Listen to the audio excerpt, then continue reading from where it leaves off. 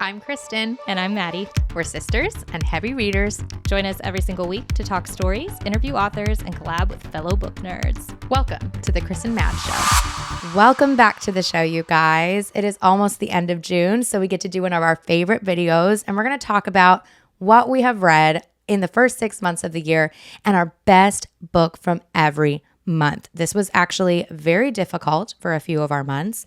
So you'll also see us kind of mentally battle as we are choosing the top book for each month. First month of 2025. What did you have in January, Maddie? Well, I think it's going to be very difficult to do January just because we read The Lord of the Rings with our Patreon book club. Yeah, that was like peak reading of my life. Well, it's like the best of all time. So like nothing compares to it. I don't even know why we bothered reading anything else that month. I know. You know, I didn't read a lot in January. I wonder if it's because it was like taking over my life. But if we just took Lord of the Rings off the table as an option, I also read This Is How You Lose the Time War in January by Max Gladstone and Amal El-Mohtar. And that book was so original, so moving, so concise. Like it had so much in so few pages and it made me feel so much. But also it was just, I mean, the wordsmithing in that book alone is just really artistic. And it feels like there is a plot. Of course, there's characters and plot and setting and all of that matters. But it was actually more just about like the actual words used. Like the language in that book was just mesmerizing. I was just like, am I reading poetry right now? Well, you even put it in like your top books of all time. So yeah, it's not like it was a 5-star. It's like an infinity. It's in my top 10 books of all time, yeah. It's in Maddie's Hall of Fame for her books. So yeah, I did not have a hard time making this decision.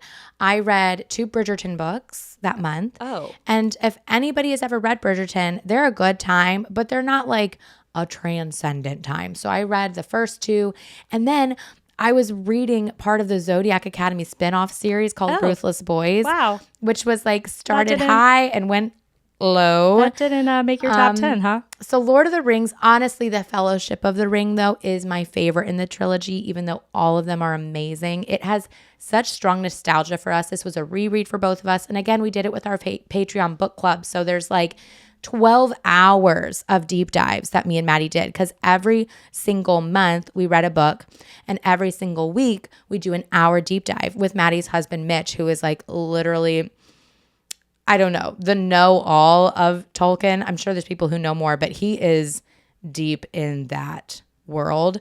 So it was such a good time. If you ever want to read me and Maddie's favorite book of January and want to try The Lord of the Rings, highly recommend doing it alongside either a YouTube or a podcast or something like our Patreon, where they can help you get the full magic of that series, because it is magical. Yes, but not for like beginners, maybe. I don't know. I don't want to make it sound like too intimidating or hard. I just think like, I just wouldn't call it the most accessible story of all time. No, but the best. But it is the best. Literally the best of all time. Okay, so that is our January. I should have mentioned, I read 5 Wheel of Time books in January because I was trying to catch up to my buddy readers who we were going to read the whole series together.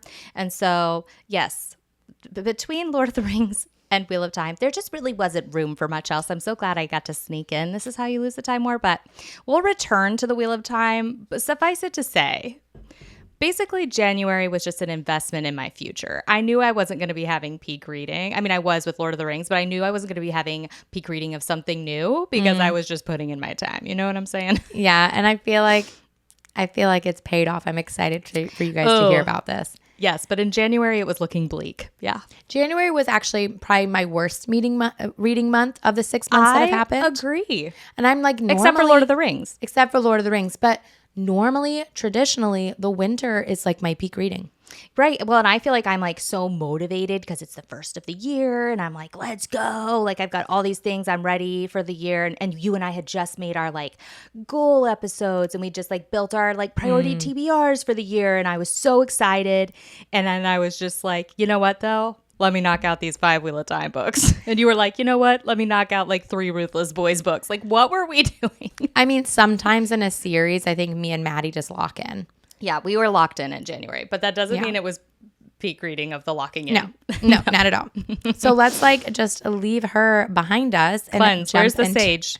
Let's jump into February, which was a much larger reading month for me. I think I must have hit a stride. Well, it all started with our Patreon was like, let's try a Blake Crouch book. And we should have known. Blake Crouch is so addicting. Yeah. We were like, let's take a month to read Pines, which is the first book in the Wayward Pines trilogy. She's so small. We all read it in an afternoon. Yeah, but it is a trilogy. I believe it's his only trilogy that I'm aware of. It's the only one I'm aware of, yeah. So like we all ended up just reading the trilogy. Yeah, because it was like we finished the first book. It was so juicy. We were like, let's just finish the trilogy. And I think that when I get into like a binge fest like that, it just kind of like I have momentum. Then I'm just like reading. And because I was in a techno thriller moment with Blake Crouch, I was like, oh, I need more techno thrillers. So then I was reading like I read Ascension, I read Leap. I was just like in this techno thriller thing. And they were all good. I loved all of I think I rated every single book I just said. I think I rated a 4 or higher, but they were not my favorite. Yeah. So what was your favorite of that month then? What one like stood out? Well, at the very end of the month, randomly, I was going to save this series for later in the year, but a bunch of the girls that went to Ireland with us back in the fall were like, has anyone seen this Lycanius trilogy that's by the same author as The Will of the Many, James Islington? And I was like, yes, it's on my list for the year. And somebody was like, I just started it. And so all of a sudden, all of us were peer pressure to start it like immediately. So I think there was like 4 days left in February. And I was like, let me just read this 800-page book. And it was the best of the month. It was The Shadow of What Was Lost by James Islington. And I was like, oh, this is everything I want The Wheel of Time to be. That it's not. Oh my gosh. But at least you had the muse, right? You were like, this is the inspiration. I can't wait because we're doing a TBR wheel right now where we're physically reading through every single book on our physical TBRs before the end of the year. And we've been having so much fun spinning this wheel every week, but it keeps going past that one. And I'm like, maybe it's not the time. I can't wait. You got me so pumped for that series. I really hope you love it. I hope so too. I think I will. Speaking of recs from Maddie, though, that have really worked in my favor, in February, I finally picked up the book that I've owned for a while. Thank you, Anna Claire, for sending me one of my favorite duologies of all time. Ooh. Six of Crows by Leigh Bardugo. It is a YA, like a found family heist. It's so good. Like if you've watched the Shadow and Bone story on like Netflix, you don't get as much of the Six of Crow crew and like their world. It's way more Shadow and Bone focused. So that's why I feel like I was a little unmotivated. And also some of the casting felt a little funky to me. But reading that book, I felt like I was in some space-time continuum that like nothing could penetrate it. Like I was breathing, and sleeping this crew. I also had this weird situation where like I was reading really slow and I was highlighting and tabbing and I was buddy reading it. So I'd be texting about it because I just didn't want that feeling to end. And God, what a good time. I also read Crooked Kingdom, the second book in the duology, later that month. I liked it slightly less, but I still highly recommend this duology. I'm like forcing anybody who has my taste in reading to pick it up ASAP because I had it on my shelf for like over 6 months. Like, Kristen, what were you thinking? It's so funny because when I look back at that duology, I think I have favorite parts of both books. So it's like I don't really think about one or the other being stronger. I do remember the second one feeling slightly longer, but I felt like it had such a powerful climax. So it's like I couldn't really pick which one I love better. They're both good. Love the Grishaverse. I love that setting so much. I think that magic system is so understandable, but also it's like creative. And there's something about when you can care about multiple characters and their personal arcs. Like, first of all, it's YA and it's not the longest book of all time, but how are there 6 characters in this book that I am completely invested in? Yeah. And like, I feel like there's somebody I know. Like Leigh Bardugo had a way in that book of just making me feel like, oh, I know these people. She made them so visually like creative in my brain. I loved it. I mean, it was kind of giving like Peaky Blinders too. It does give which that I like vibe. that kind of like grunge city. I also feel like there's like some maybe like Russian folklore in there a little bit. Yes. Or like, and it also feels very like Industrial Revolution. Like you kind of get that Yes. gas light feel, that like gas It's lanterns. grungy and it's dirty and it's like rags to riches and it's like Everybody savage. and everyone is pretty scrappy and pretty traumatized. It's So I'm sorry to put you on the spot, but you said it was a little bit miscast in the show. Who would your dream fan cast be for like a Kazbrecker? You know, it's a tough one because in the book, she has these characters so young, but they're acting like people in like their late 20s and 30s. Right. So in my mind, they were just older. Whoever they cast for Kazbrecker was just not my favorite. He's not horrible. He's a great actor. But I just felt like he was a little miscast to me. But I loved Inej, and I loved how they cast Jasper in the show. That is exactly how I pictured him in the book. I think Jasper is great as well. I feel like Kaz is the miss for me, but I don't think it's because I think that actor actually has the right look. For sure. But yeah, there's something, he just feels like too old in some ways for me. But I don't know, like I picture like an Austin Butler. I feel like Austin Butler has the right temperament for it. Because he's Timothée Chalamet, the two men we want to cast for everything. Because Timothée Chalamet can look so young and youthful. He could have slayed that. I think Timmy has the right look, but I think Austin has the right energy. Oh, yeah, because he's got that smoky voice. Well, it's just so, Kaz is so repressed. Like he withholds everything. I would watch that adaptation if they remade it in a minute. Please, anybody who listens to this podcast that has any sort of power in this, I'm praying that you're there. Get this made into a movie. Don't make it a show that's going to be canceled. Make it into a movie. Cast Austin Butler. It could be a two-parter. Oh, I'm fine with it. I'm fine with it being a two-parter. It's like literally like Ocean's 11 or The Italian Job, but put it in a fantasy world. Like what a good time. And we loved these movies growing up. Like we are just like heist girls. And I do think that they could make it an adult film. I think they could absolutely make it. Like they could just take everything that's YA about it and make it adult. I'm so turned on by the idea of this movie. Should we save all of our pennies, start our own production company, and make this a reality? No problem. Stress sweating. So yeah, February slapped. February was inspiring. Yes. I want everyone to read the Lycanius trilogy, but I also want everyone to know that it is, what are my caveats? It's just kind of confusing. Yeah. It's like a brain on book. So, well, and I think that some people are in the mood for that. Like they're just in a place where their other reads aren't like mentally stimulating enough, or they feel like they have the capacity in their life because they're not too busy. Sometimes books like that, like you can't be reading other things, or you just need to jump from one book to the next. You can't really take gaps. That is one thing I would say about the Lycanius trilogy is there are like moments where the momentum slows and it could be tempting to put it down because let's say you're like 250 pages in to this 800-page book and it's slowing down and you're like, oh my God, like I don't have the momentum for 600 more pages. But from my experience, I just like did most of the books in 2 to 3 days and just like really locked in. And so I was so invested that the slow parts didn't feel like they dragged at all. And I do think it's one of those series better binged. That's just my opinion. I think you can get stuck in it and it can go too long if you don't have momentum. So it's a momentum series. I would say there are ways to force momentum. And so Maddie's talking about it like she just like always has the time every day to read that much.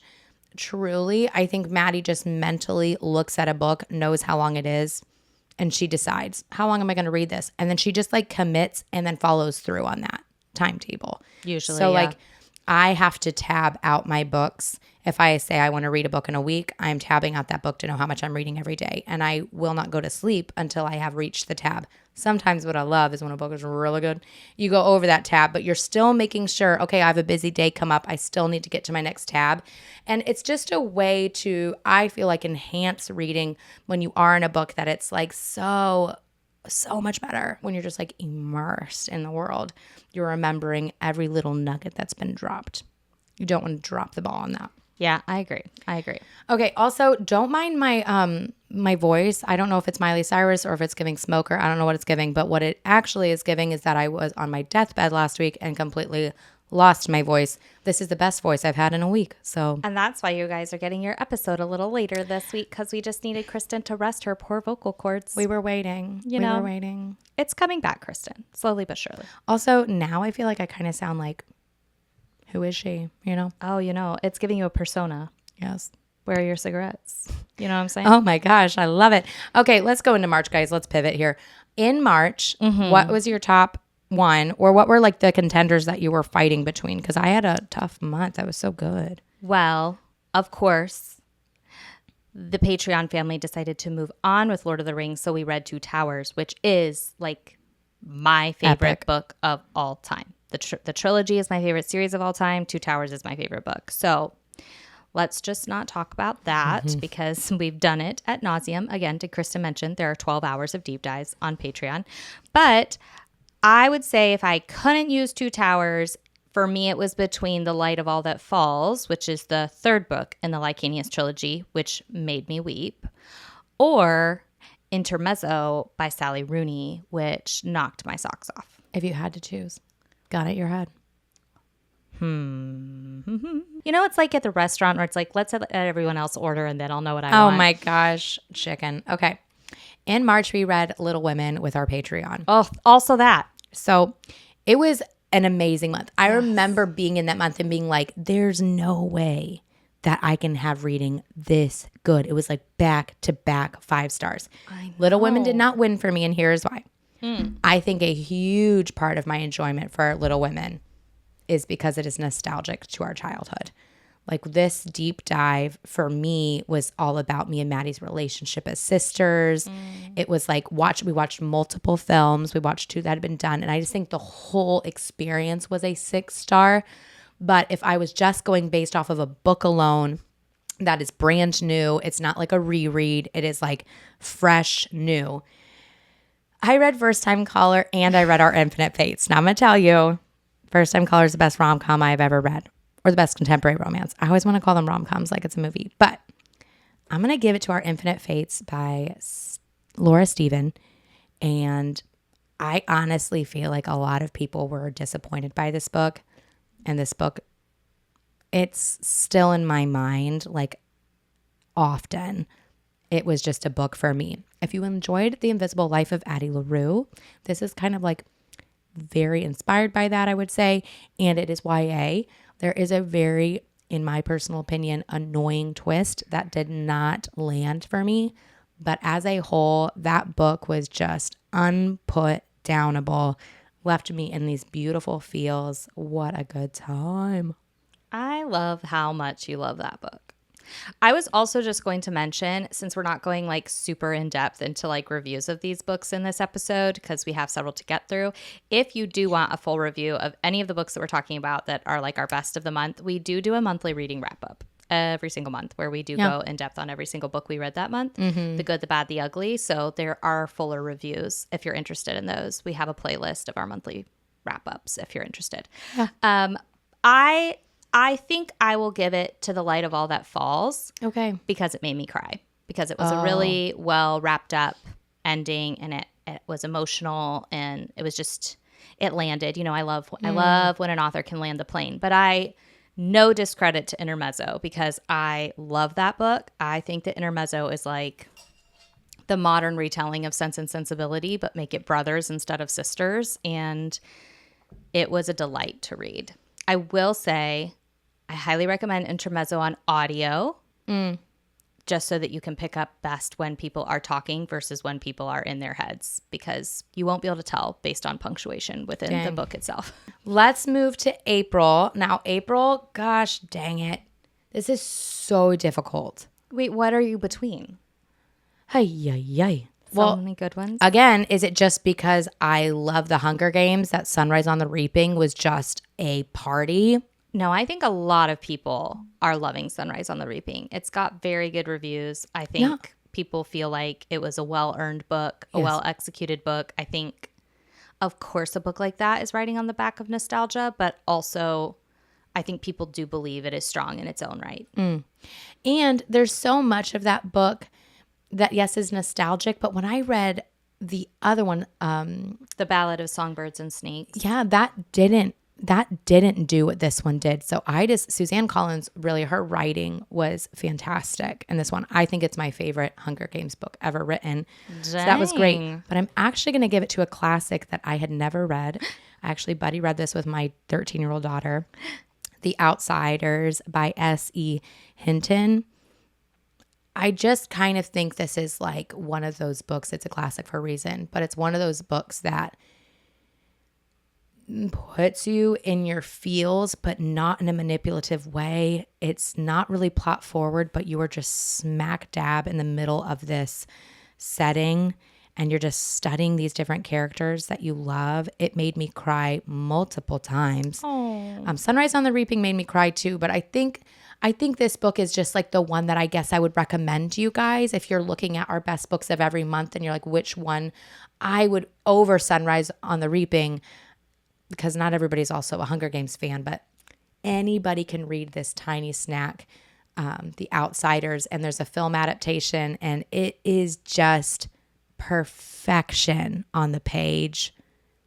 What a freaking great time. I still get emotional thinking about it. I think we're going to go see the Broadway production of it this year.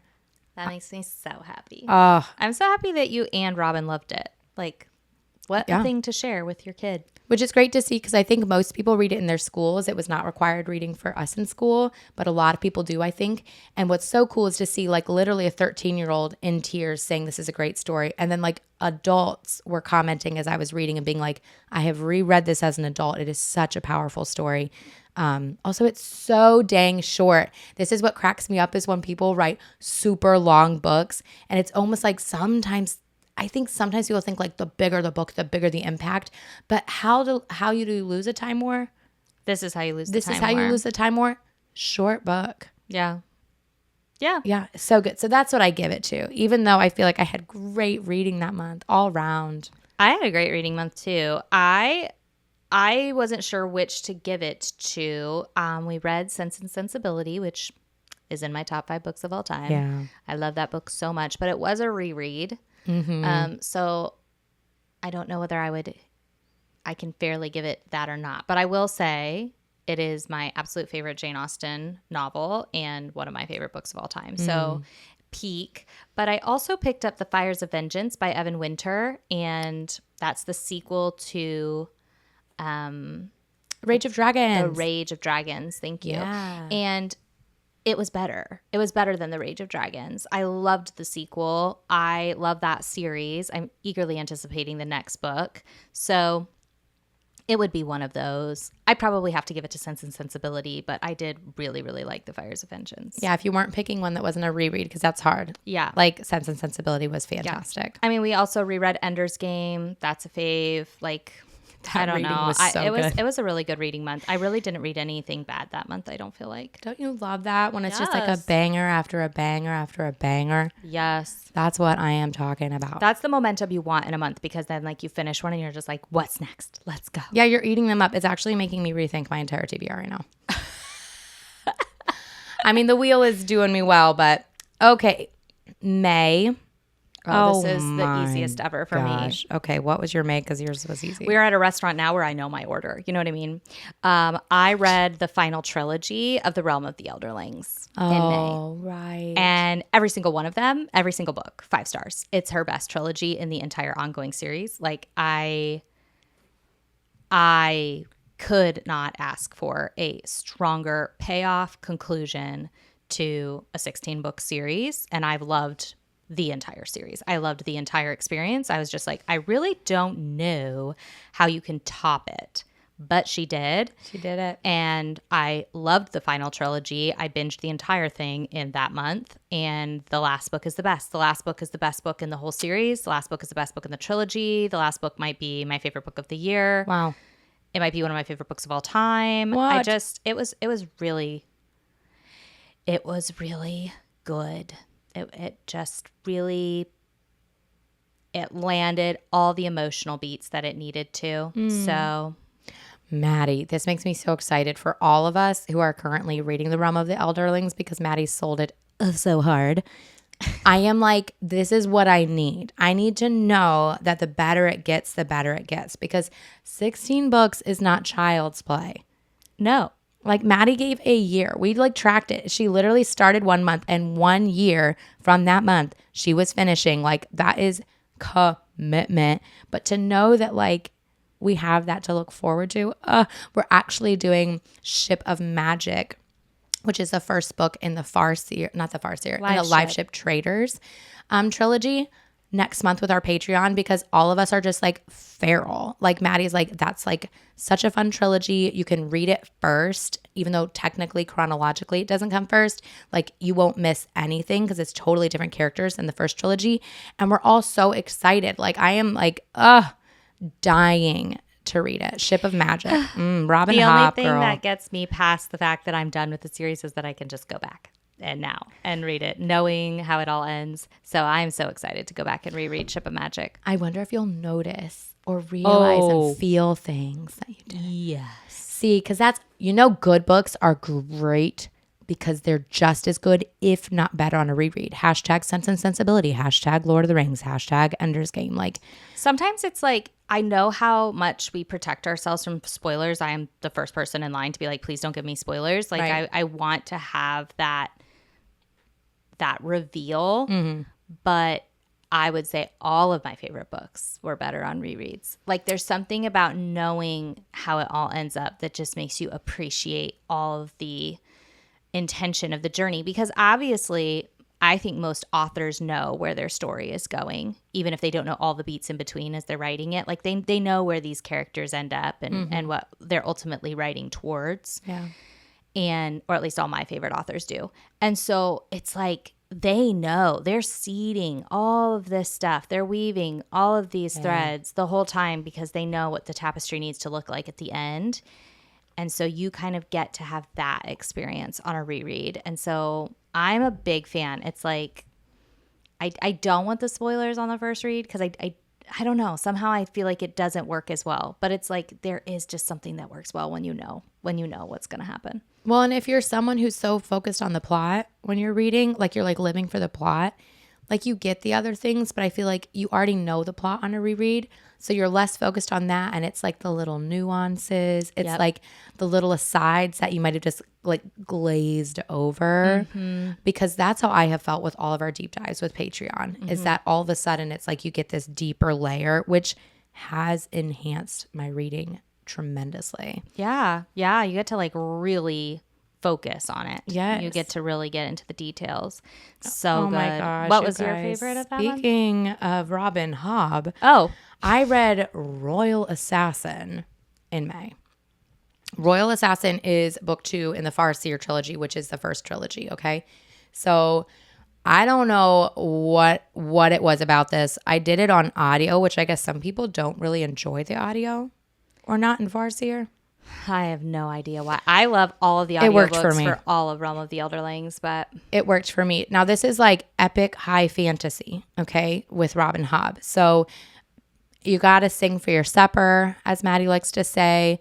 But I did not feel like there were any slow parts. I felt so incredibly like immersed in this world that just felt cozy, even though this book is the farthest thing from cozy. It's just like the fantasy that I love. It feels so medieval.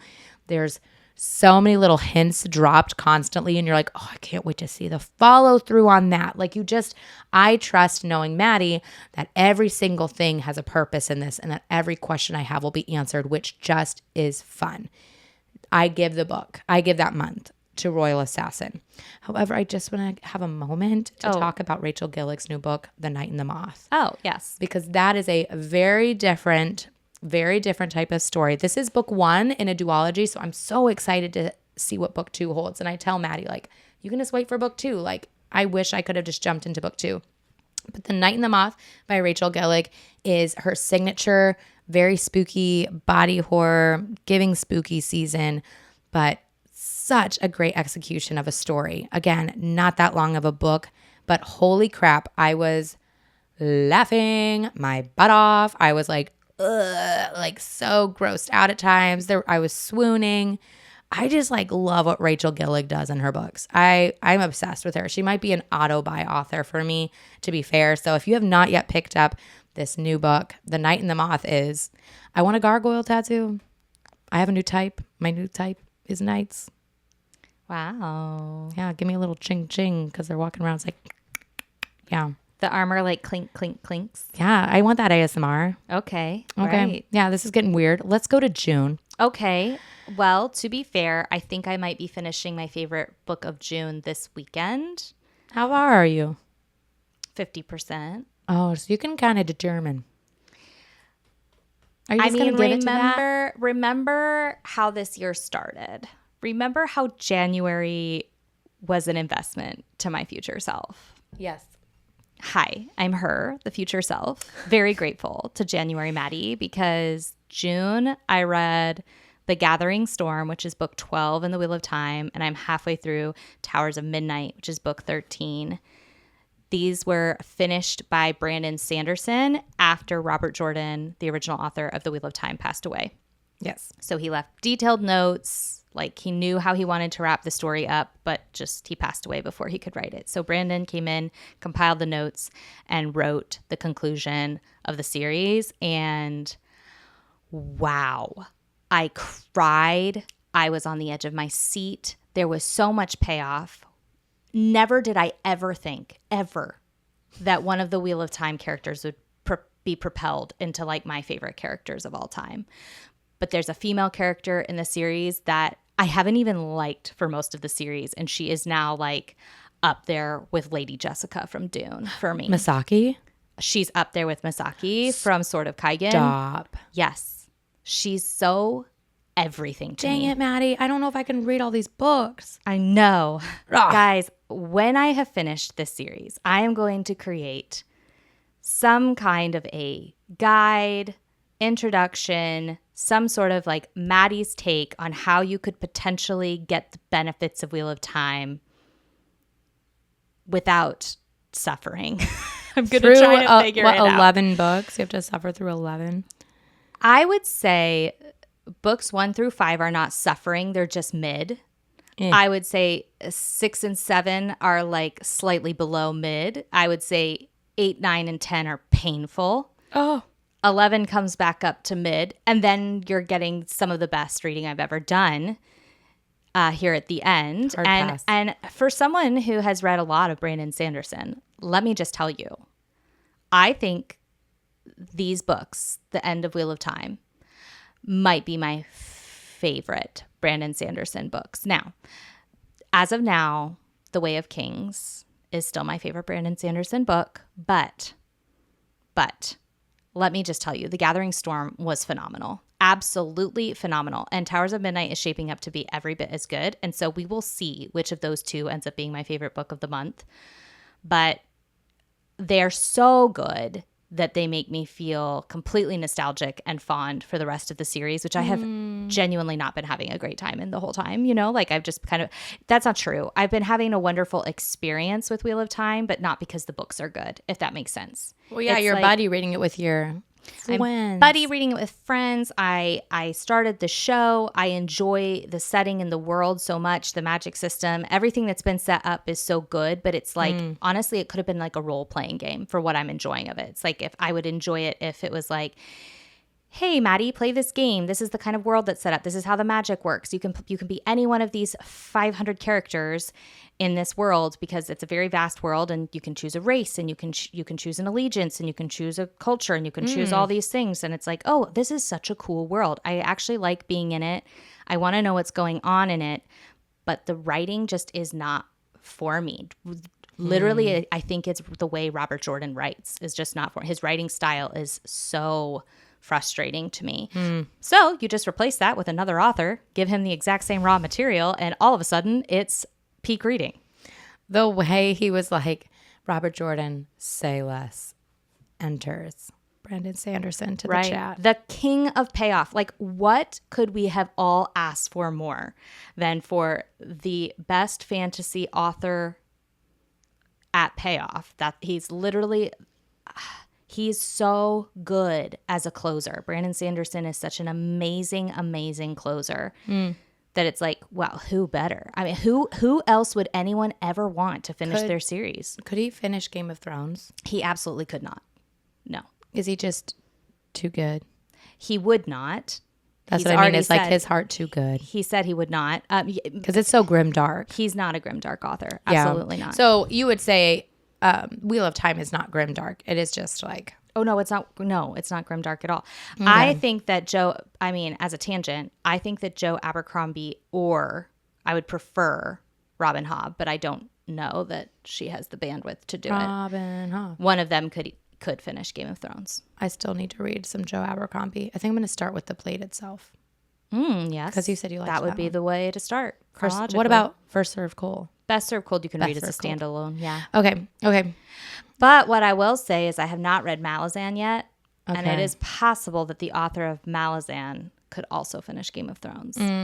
We will see. We'll table Game of Thrones conversation for later because we are also reading that with the Patreon in August? I think we basically save our best reading for Patreon, just to be fair. I don't think. I know we do this. Well, it's just the stuff we really want to be able to discuss. Yeah. Yeah, it's stuff that we're we could talk for hours about this, and we want to talk for hours about it. Speaking of, thanks to Patreon, they voted on my first ever Stephen King. So Maddie and I read 11/22/63 in May. It wasn't my favorite book of the month because, again, Royal Assassin. Okay. But I really, really enjoyed the writing. And I've had another physical book on my bookshelves, Fairy Tale by Stephen King, for a while. The Wheel picked it up. And now that I have some trust in the King, I read Fairy Tale and holy shit. I try not to cuss too much, but holy shit. I feel some sort of addiction to this writing. And I'm going to the stores and just staring at the King section. Who am I? First of all, before you go in the comments and tell me every single book by him that I need to read, I do not like horror. So I have to kind of watch out for those. But Fairy Tale was a slam freaking dunk. However, Saba Tahir entered my group chat this month with An Ember in the Ashes. This is a YA quartet. And the first book, An Ember in the Ashes, was phenomenal. Now, it is for my YA fantasy people. So if you loved Throne of Glass, that is for me just what a great time. It is giving that, and it's so fun to be feeling that again. It's literally been years. So I'm going to give it to An Ember in the Ashes only because I think it's actually the one I would recommend of the two to more people. However, Fairy Tale is for me. Okay, both are for me. But a lot of people have issues with the fact that Stephen King in that book does a huge flip where the first half of the book feels like one book, so good, and the second half feels like a totally different book, so good. And they are woven together, but some people just didn't like the front or the back half. So if I was to tell you today, gun at my head, go pick this series up. An Ember in the Ashes is really phenomenal. I'm now on book 3. And I'm feeling why is it not as long as Throne of Glass? I'm only going to get 4. But sadness. I think Saba Tahir has more books, though. And if I do just really like her writing and I like the way she does books, I'll just pick up more. Just like with Stephen King, for the love of Pete. How fun is it when you find authors that you're they are for me? I love their writing. This is the first time I feel that Kristen and I have really separated our TBR focus, because I think so often we're influencing each other and we end up reading what the other person is reading right then because the other person's so excited about it. But I think that these TBR wheels that we're doing are keeping us both just very focused on what's already on our TBRs, and we're both just making little notes of what the other person's liking that we'll get to later because we're practicing our mantra. Good books will be good forever. There's no rush. But it is interesting, Kristen is having 5-star reads that I've never heard of, never thought of picking up, aren't on my TBR. And I'm reading things that Kristen would not be picking up that she's never heard of. And the Wheel of Time. Or any of the ones I read on my wheel, I feel you're oh, okay. That wasn't kind of hard for me not to read them because Maddie's been building my TBR for years. Well, we influence each other so much, but it's kind of fun because I feel we're both we're getting more variety into what we're reading. Yes. And I think it's very fun for us to have this totally uninfluenced experience with these books without like feeling like, what did the other person love about this kind of thing? Yeah. And so that's been really fun. I mean, it is making me super jealous of the fun books you're reading, but I'm also loving what I'm reading. So yeah, I am having a great time. And I'm very much looking forward to the second half of the year. I don't even know what it feels like to not be reading a Wheel of Time book every month. So it's going to be really weird. Or a weird. Robin Hobb, to be fair. Or a Robin Hobb book. Yeah, I've been reading both those series for so long. They're like just kind of a constant in my reading. So it's going to be brand new, but I do think we're going to end up picking up Game of Thrones. So I'll just be back in another big Maddie, series. you love My happy long series. place. I don't know you without a long series going. I know. And I think we love that because you vet them for us and you're so transparent about it. So let's all just say thank you to Maddie for doing the Lord's work. Oh, well, I hope you guys are having a fabulous 2025 of reading so far. We would love to know what your best book of each month of the year has been so far. And if you are listening to this podcast on a platform where you can rate and review us, that means Spotify or Apple. Those reviews mean the world to us. They really help us to rank higher, and that is our goal. But also, if you're watching on YouTube, which we love just as much, you know what to do. You can like, subscribe, join in the conversation, and we will see you guys in our next episode. Thanks so much for listening. Bye.